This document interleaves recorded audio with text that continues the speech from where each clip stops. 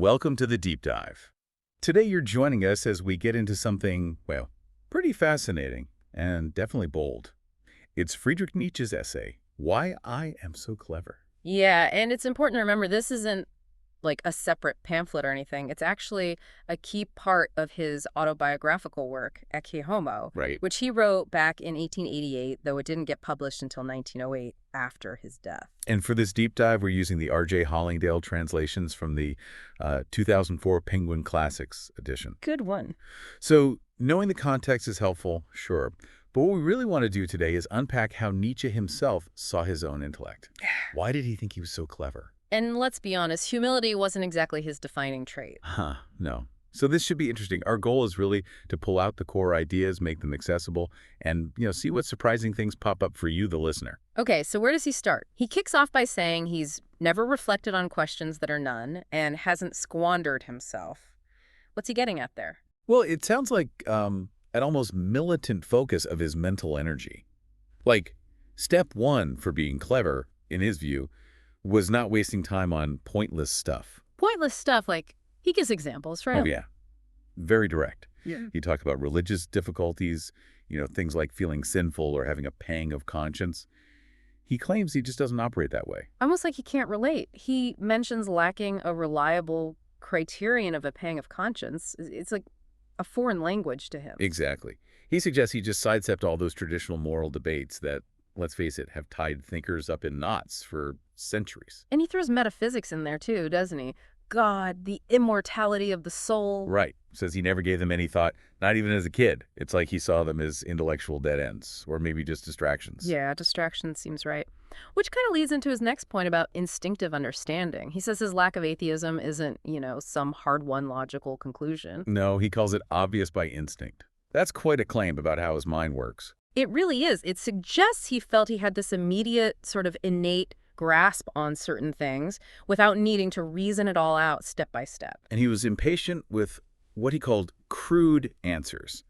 Things like the concept of God he saw as getting in the way of real thinking. So it's less about arguing against God and more about feeling that the whole question is below a certain intellectual level for him, or maybe just not where the real action is. Exactly. It's an orientation, not a deduction, which brings him to what he does think is critically important. Yes. Nutriment. Food and drink. Seems mundane at first, maybe. But for Nietzsche, how you feed yourself is totally tied up with your strength, physical and intellectual. This isn't just a random biographical detail. Well, like central. And he doesn't hold back, does he? That critique of German cooking. Oof, yeah, brutal. Blames it for disturbed intestines, a kind of sluggishness he thought infected the whole German spirit. And then he contrasts it with Piedmontese food, which he loved, and water. He was very particular about water. He was. And alcohol, too. Generally bad, he thought. Yeah. Said even small amounts were harmful for him. Although he did note, kind of strangely, a tolerance for strong doses sometimes. But it's the specific diet advice that's really interesting. Right. Small, strong tea in the morning. No coffee. Definitely no coffee. No eating between meals. Pay attention to your stomach size. It sounds surprisingly, modern in some ways. This focus on specific routines for optimal well-being. Totally. It's this holistic idea. Look after the body. Pay attention to these details because that directly impacts your mind, your creativity, your whole energy. Exactly. The body isn't just carrying the brain around, it's the foundation. You mess that up, you mess everything up. That's a constant theme for him. And that focus on the physical absolutely extends to place and climate.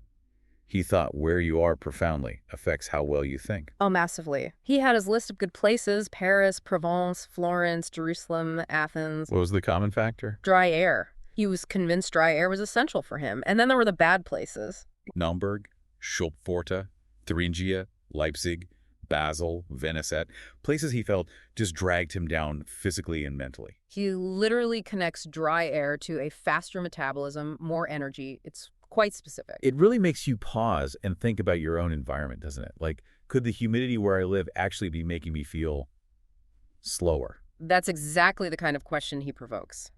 Is your environment helping or hindering you? For Nietzsche, it wasn't a minor point. It was crucial for optimizing himself. Okay, so we've got focus, instinct, diet, climate. What about recreation? specifically reading? You'd think a writer like him would be reading constantly. You might think so, but his approach was, again, very particular. He saw reading mainly as relaxation, a way to get away from himself, actually. So not for research primarily. Not when he was deep in his own creative work. He said he actively avoided books then. It was like cleansing the mental palate. Interesting. And when he did read for pleasure. Very selective. He had a small group of favorites, mostly older French writers, Montaigne, Molière, Corneille, Racine. Right. And some contemporary French authors, too. He mentions Bourget, Lodi, Maupassant. Stendhal was a big one for him. And Heine and Byron? Yes, Heine he admired greatly. And Byron's Manfred. But notice the pattern of very little German literature makes his recreation list. It fits with his general critique of German culture at the time. It really does. And this selectivity, this careful choosing, feeds into his next big idea, doesn't it? This concept of taste. Exactly. But taste here isn't just about liking certain books or foods. For Nietzsche, it's fundamentally an instinct for self-preservation, for defense. Defense. How so?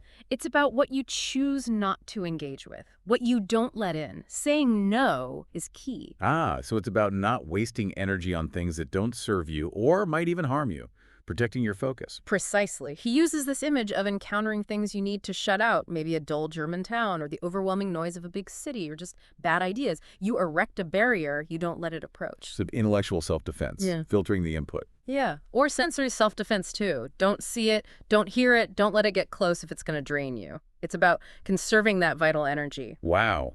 That feels incredibly relevant today, with the constant barrage of information and distractions. This idea of actively saying no to protect your mental space. It really resonates, doesn't it? He saw it as absolutely essential for maintaining his own power, which, interestingly, leads to maybe the most paradoxical point. Becoming who you are by forgetting who you are. Or at least not thinking about it too much. Right. It sounds completely backwards at first. He argues that to truly become yourself, you must not have the remotest idea what one is. Okay, unpack that a bit. How does not knowing help you become something? Well, his idea seems to be that if you're constantly focused on some grand plan or fixed image of yourself, you interfere with the natural, deeper process of becoming. Life's detours and even mistakes aren't actually mistakes in the long run. They have meaning. Yes, they have their own meaning and value. They are part of how your true nature unfolds. He even brings in morality here, suggesting something like love of one's neighbor can paradoxically be a path to self-cultivation, serving a kind of higher selfishness. So it's about trusting the underlying process, letting the organizing idea, as he calls it, grow in the depths without the conscious mind messing it up with rigid plans or imperatives. Exactly. Keep the surface of consciousness clear. Don't force it. Allow yourself to be shaped by experience. Trust that even the blunders are part of the path. It requires a kind of faith in the process, maybe. And to surrender to it almost. Yes, I think that's a good way to put it. A surrender to the unfolding. And all of this, the focus, the instinct, the diet, the climate, the self-preservation, the self-forgetfulness, it all culminates in his formula for greatness. His ultimate answer, really. Amor fati. Love of fate. Loving fate, wanting nothing to be different, not in the past, not now, not in the future, not just accepting necessity, but loving it. That's huge. Yeah. It's not just putting up with things. It's an active embrace of everything, the good, the bad, the painful, all of it. Absolutely. For Nietzsche, this was the highest state a person could reach. To look at your life exactly as it was and is and say yes to it completely and unconditionally.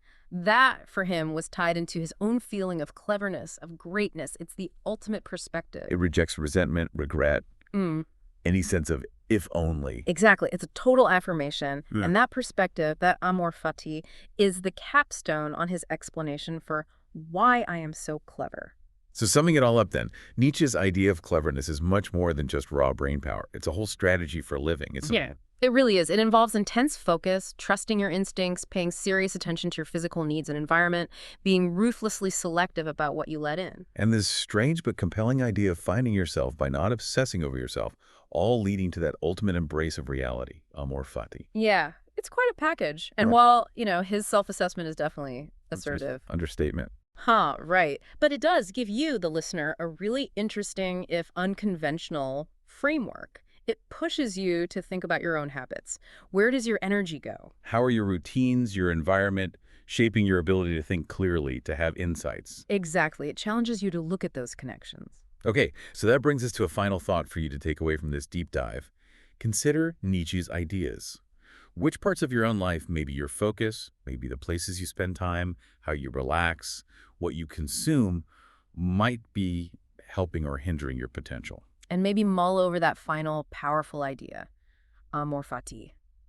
Is there a kind of freedom, maybe even strength, in Nietzsche's challenge to embrace everything, the necessary parts of your own unique journey? Definitely something to think about. Of course, we've only really skimmed the surface here today. Oh, for sure. There's so much more in the essay itself and in Esh Homo as a whole.